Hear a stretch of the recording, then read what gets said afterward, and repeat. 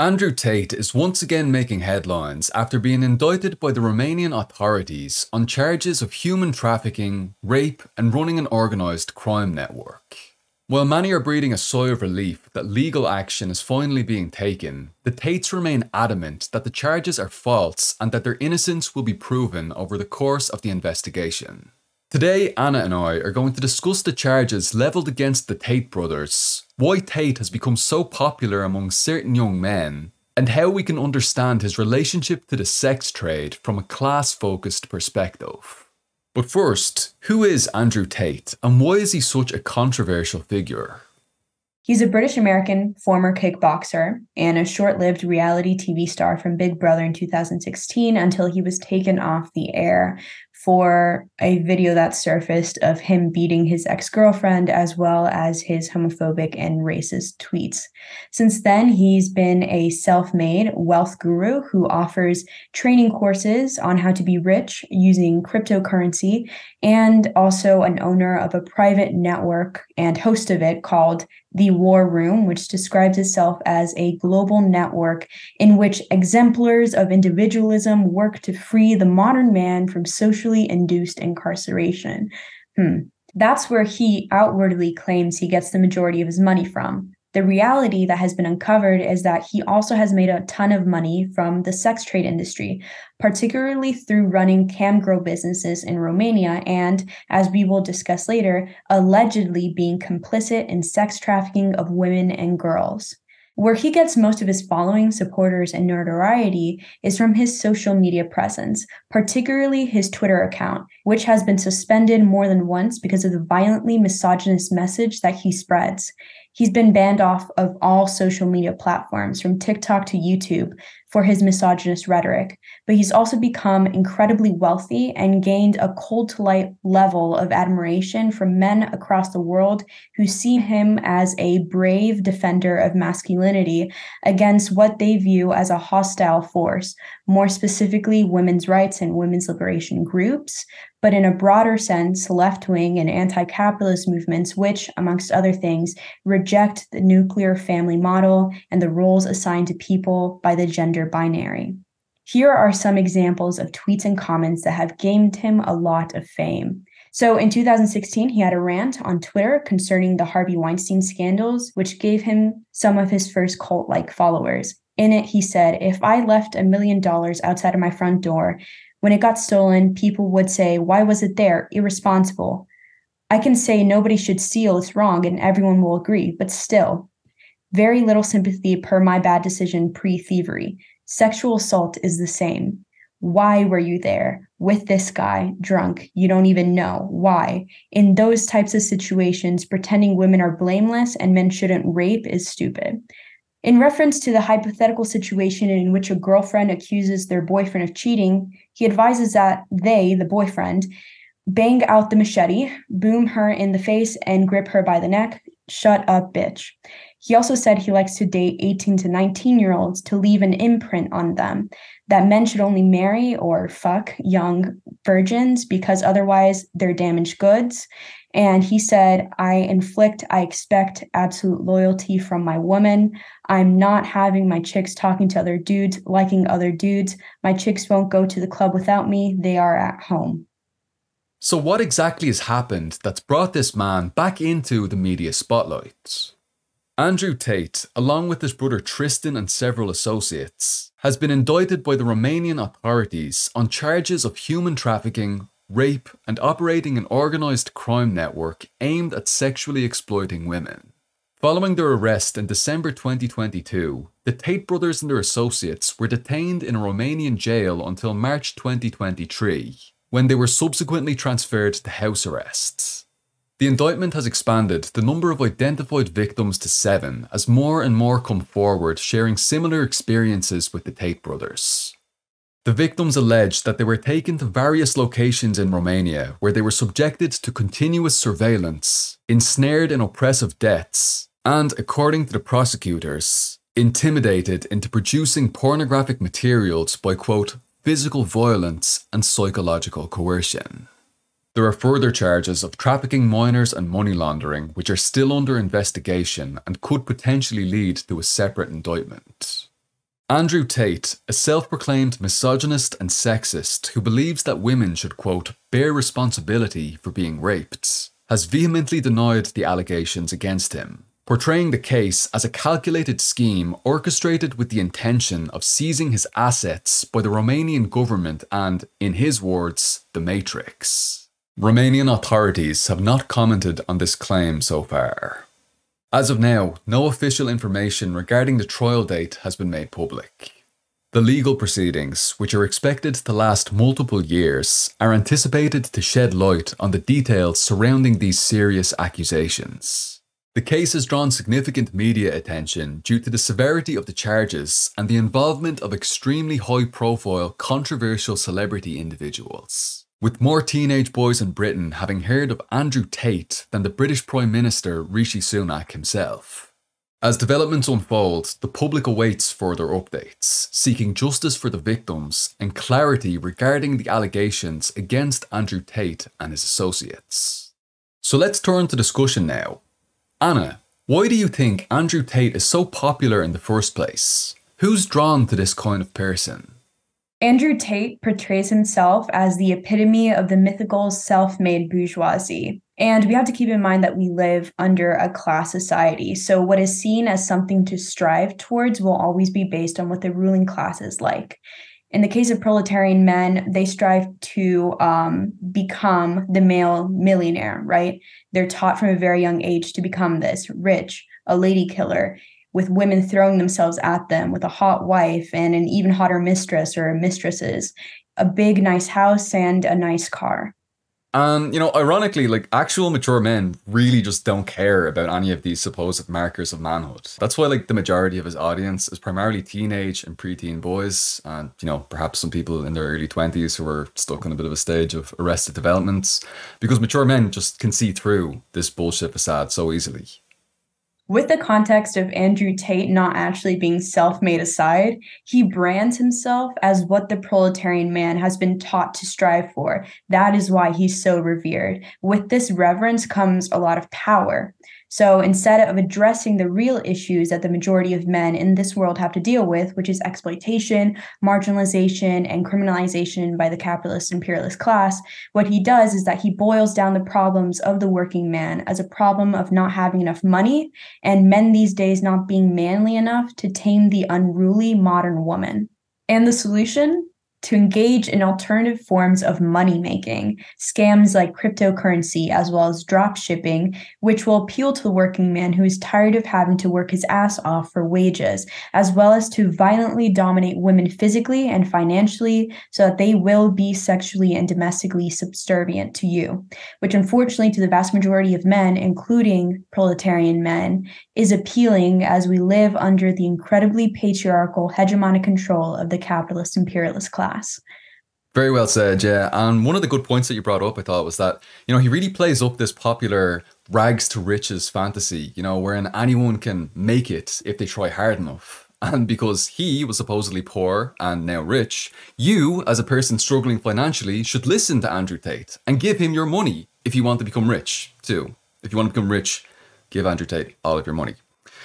But, as noted, this is all a myth. Many sources have noted that the stories of his supposed childhood poverty are all lies.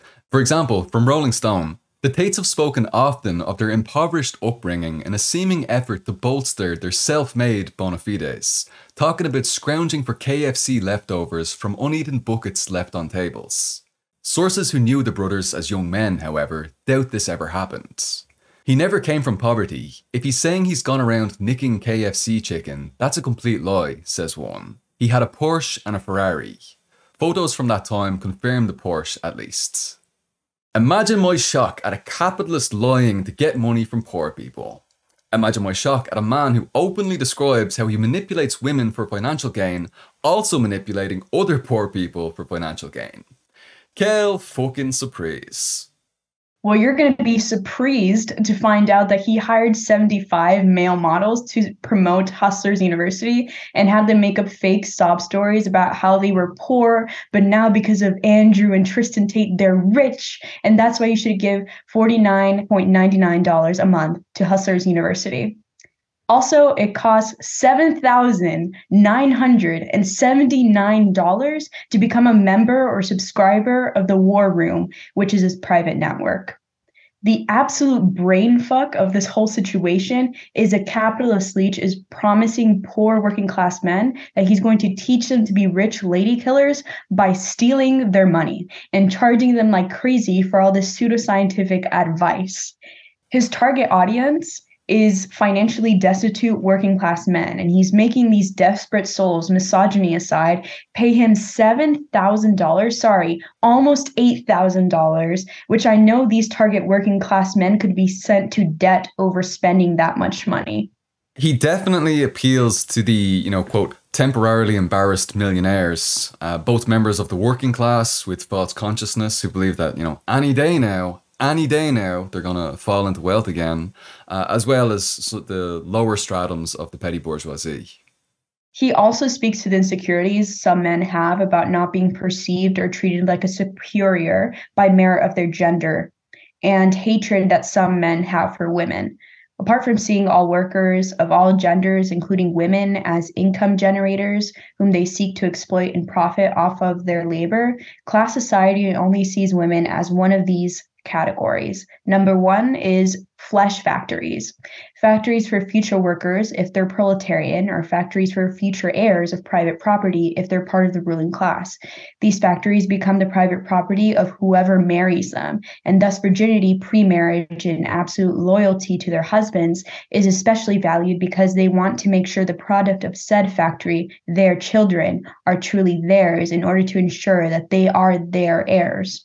Secondly, domestic laborers. In the case of stay-at-home mothers, unpaid domestic laborers who rear and take care of male workers, their husbands, and their children. Or in the case of nannies, cleaning ladies, and housekeepers, they're paid, but at times very severely underpaid, domestic labor used to rear and care for the private property of a bourgeois family and heirs of private property in the stead of the bourgeois or feudalist woman.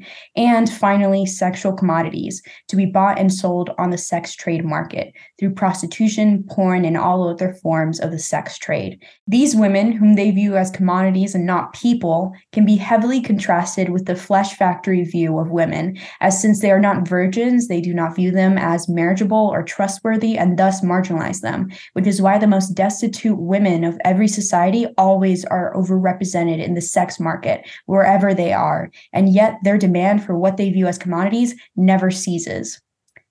Since the ruling class only views women in this way, and we all live under this class society, this is how proletarians are also brought up to view women as.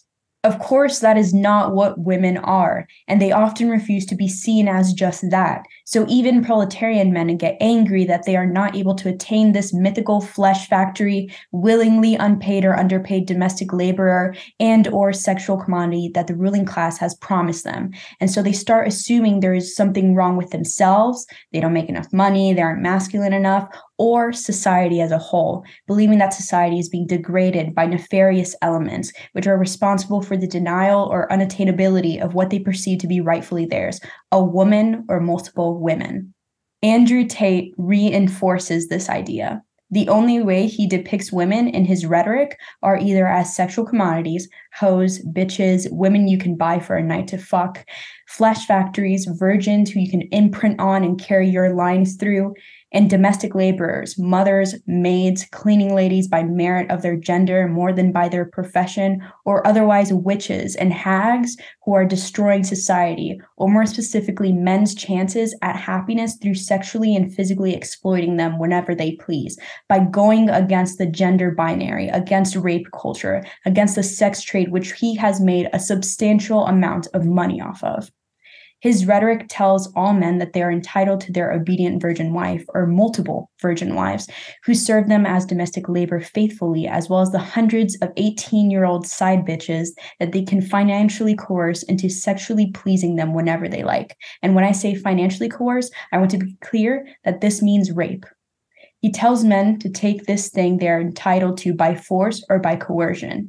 Become rich by following my $50 a month advice and subscribing to my nearly $8,000 private network so ladies will not be able to say no to you when you buy them for a night. Smack your bitch to obedience. Take what is yours. And what is yours means women, your wife, your girlfriend, someone you want. It doesn't matter. You're a man and she's a woman, so she belongs to you.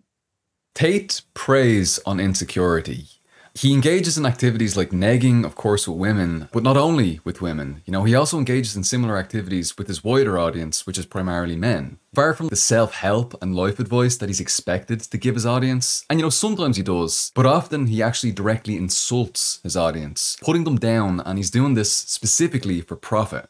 For example, he once wrote on Twitter, and this is going directly to his Twitter audience of primarily men, "You are poor, you are unimportant. Men do not fear you. Your woman disagrees with you. Your lives are shit.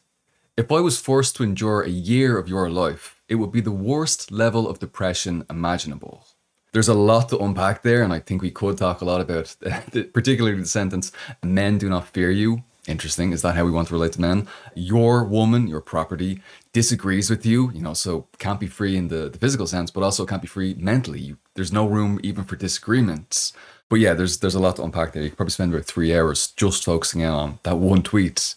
But getting back to the point, this putting down of his audience is how he manipulates vulnerable people for financial gain. He finds these insecure people, he puts them down. Then when they're feeling low, he offers the false solutions of what he's selling. Like the pyramid scheme that is Hustler University, paying him to give vague run-of-the-mill self-help advice and life coaching, as they call it. Which of course often incorporates scapegoating women for all of life's problems, all of life's ills, and so on and so forth. An easy target to punch down towards. So Paul, what are the class interests that have led to the creation of a man like Andrew Tate? So in short, I'd say that it's the ideology of the ruling class, and specifically it's the ideological thread that unites the masters of ancient slave societies, the medieval lords of feudalism, and of course the modern bourgeoisie of capitalism. That is the ruling ideology of patriarchy. But interestingly, Tate tries to present himself as some sort of anti-establishment revolutionary figure. He regularly refers to the established order and the powers that be as, quote, the Matrix, which apparently enforces wokeness, political correctness, feminism, and of course is causing the collapse of Western civilization, obviously. But thankfully, Tate offers the solution to this problem with his brand and his right-wing ideology that you can purchase from him. A supposed red pill that'll allow his paying followers, the chosen ones, to wake up and see reality for what it truly is. This is fucking hilarious for 2 reasons. Now I'll give you the first reason. The first reason is that the Matrix film that's being referenced and evoked here was written by 2 left-wing trans women, the Wachowskis, and they created Sense8. If anyone's seen Sense8, let's just say it's not anti-woke. It's definitely not anti-woke. Wait, really? I actually didn't know that. That's actually really cool. I love Sense8. Yeah, it's a really fun show. Andrew Tate would definitely hate it. It's not based around the nuclear family or anything like that. Any of these patriarchal ideas. But anyway, we'll move on. The second reason why it's ridiculous that he's referring to the Matrix is that these right-wingers are literally taking the blue pill. They're remaining within the trance of class society and the oppressive systems that it keeps us confined within. Far from advocating anything radical, anti-establishment or revolutionary, people like Andrew Tate are the ultimate defenders of the status quo. What they promote are the very foundations of the current establishment in class society. Patriarchy, proprietarianism, rampant consumerism, and so on.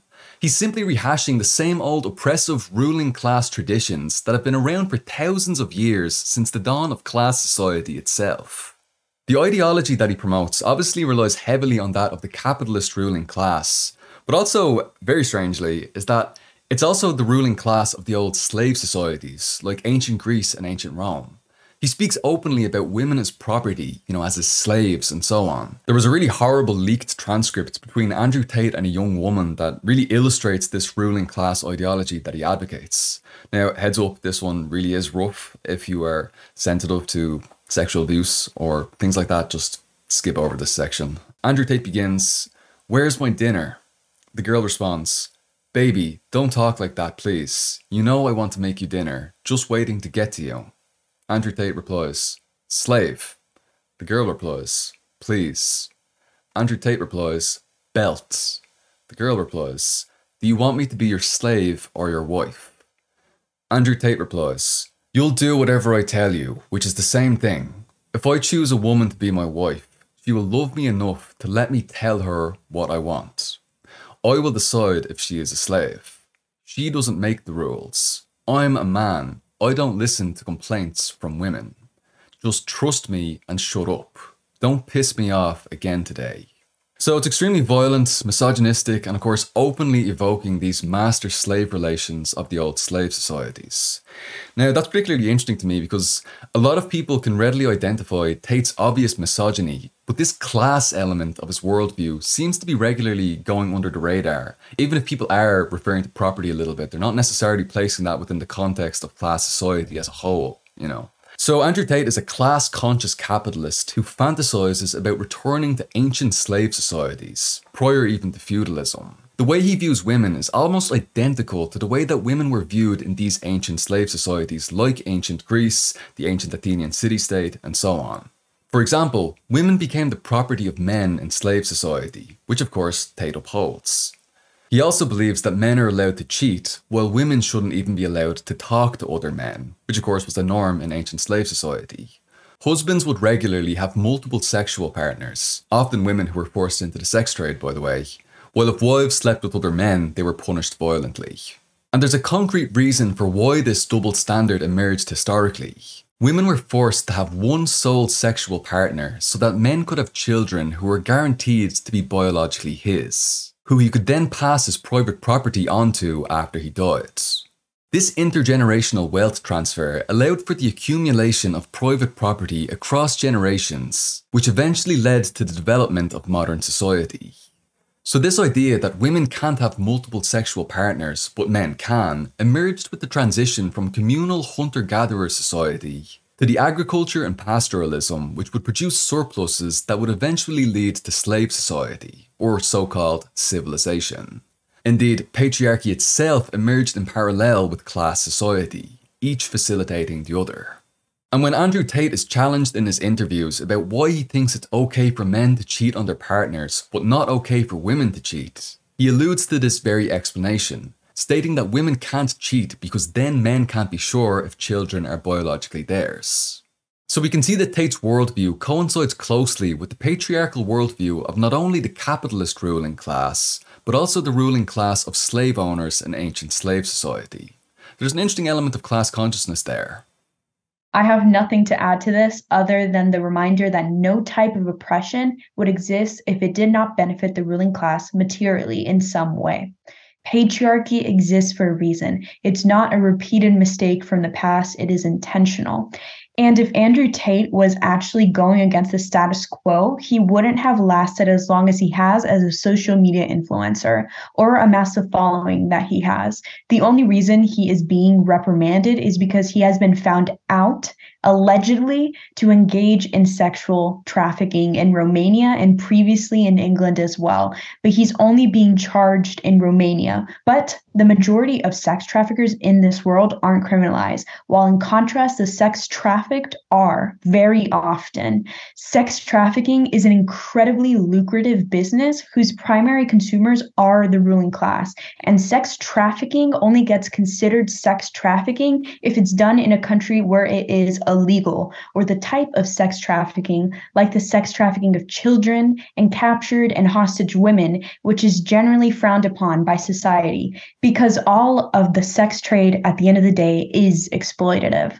So the sex trafficking industry is the most deranged, the most violent, and the most sickening part of the inherently patriarchal, and since the beginning of the capitalist imperialist class, the inherently colonial and imperialist global sex trade. So the ruling class doesn't want to be found out to be consumers of this darkest part of the sex trade. Just look at the outrage over Jeffrey Epstein and how he was murdered by his class for knowing too much, allegedly. So as soon as one of the capitalists is found out to be part of this, the other capitalists distance themselves from them until the outrage dies down so they do not appear in another flight log list. So given that profit from the sex trade is at its core dependent on the rape, subordination and exploitation of approximately 1/2 of the population, what should our position as Marxists be around the sex trade and those who, like Andrew Tate, profit from the sex trades? The simple truth is this. As long as the sex trade exists, women will never cease to be seen as commodities. As long as the sex trade exists, men like Andrew Tate will exist because what the sex trade thrives off of, since its inception under slave society, is selling women for the purpose of the sexual gratification of men. Some people on the left think that we can use the sex trade as a tool for the sexual liberation of women. These people need to be reminded that we are not liberal reformists. Just like we seek to abolish the inherently exploitative capitalist imperialist state and don't believe we can vote in communism, we cannot reform a trade whose wealth is built off the rape, commodification, and abuse of the most destitute women on the earth. Sexual liberation of women will only come about after women are no longer sold as commodities, but willingly, without financial coercion, are able to engage in sex in a way that satisfies them and doesn't degrade them. The only people who benefit from the sex trade are the pimps and the Johns. Well, this might be controversial to some people who are like liberals, center leftists, and they're very caught up in 2015 girl boss feminism and so on and so forth. Well, this might seem a little bit extreme to them. This has always been the historical position of Marxists, you know, from Marx to Engels to Lenin to Alexandra Kollontai to Clara Zetkin to Anuradha Gandhi. You know, our position has always been to seek the abolition of the sex trade as part of the struggle for classless society. In socialism, the commodity forms to be abolished. This includes commodification of people's bodies, meaning primarily cis women and queer people's bodies. Sex trade abolitionism is a principle of proletarian feminism, and this position is upheld by the most advanced revolutionaries that are currently waging protracted people's wars in the Philippines and India. Exploiters within the sex trade are enemies of the people, engaged in patriarchal capitalist exploitation and often in slave-like exploitation, as we saw here with Andrew Tate. And as a class enemy of the people, Tate should be treated as such. Given our disdain towards the exploiters, what should our attitude as Marxists be towards the exploited? In this case, the prostituted masses. How can we support and be in solidarity with current and former prostitutes and sex-trafficked people? While there can be no wavering in the principle of sex trade abolition in socialism, there remain strategic and tactical questions about the correct approach to helping those in the sex trade right now under capitalist society. As the old Soviet slogan goes, fight prostitution, not the prostitute. Our attitude has to be one of helping the oppressed, never contributing to harm. Decriminalisation of workers in the sex trade is a necessary daily demand that must be fought for where it doesn't yet exist. Criminalising those in the sex trade leads to criminal records which can prevent people from obtaining employment outside the sex industry. And building on that point, given that studies show that between 88 and 90% of those in the sex trade wish to leave but are unable, the right to exit needs to be fought for. Not only in terms of formal rights, but in terms of materially providing everything that's needed to leave the sex trade if and when anyone should so desire. In terms of the other daily demands of those in the sex trade, these can only be handled through the mass line method of leadership.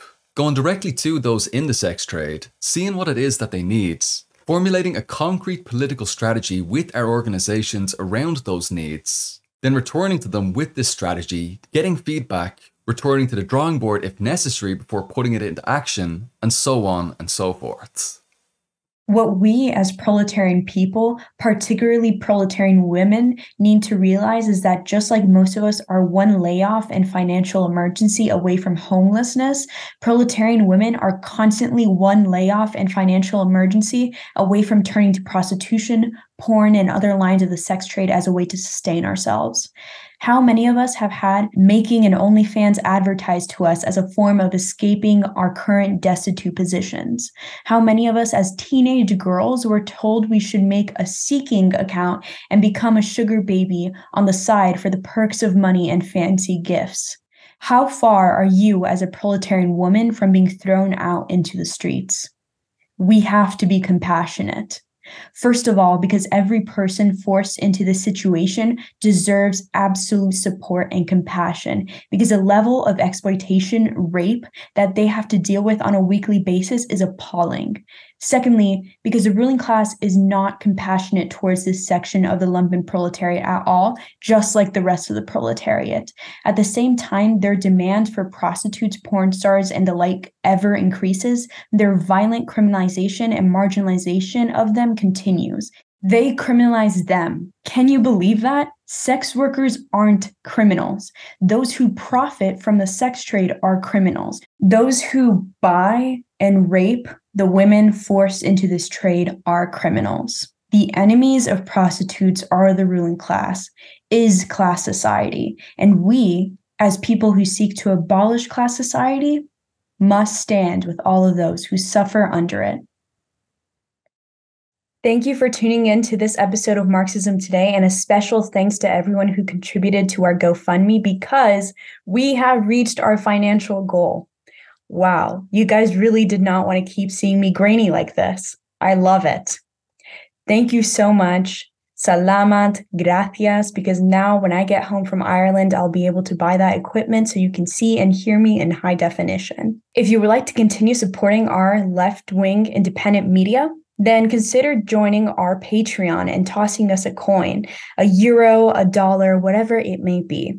Thank you to our current supporters. And if you would like to join our Patreon, the link is below.